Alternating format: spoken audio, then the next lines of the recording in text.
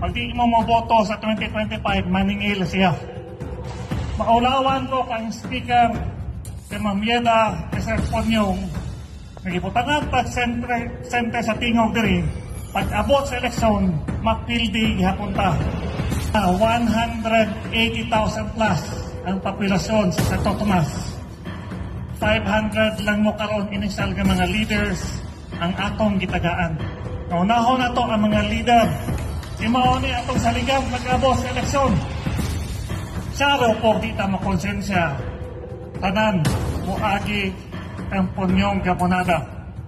Nianhigi sa diri sa Santo Tomas para ipaabot sa inyo ha.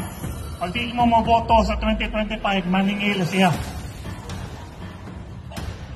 Dali kay ta makalimot. Nihatag tag 5 billion, matag tuig, 15 billion sa akong first term, di kambyo ko ninyog manok. Huna-huna 180,000 plus ang populasyon sa Santo Tomas. 500 lang mo karon inisal nga mga leaders ang atong gitagaan. Tanan pwede, pero nagdesisyon ay niyapay sila, ako. Naunahon na to ang mga leader nga hugok na masuporta sa akong grupo. Si Maoni atong saligang nag-abot sa eleksyon. Maulawan ko kang speaker kay Mamieda Sir Ponyong nagibutangan pag sente sa tingog diri pag abot sa eleksyon mapildi gihapunta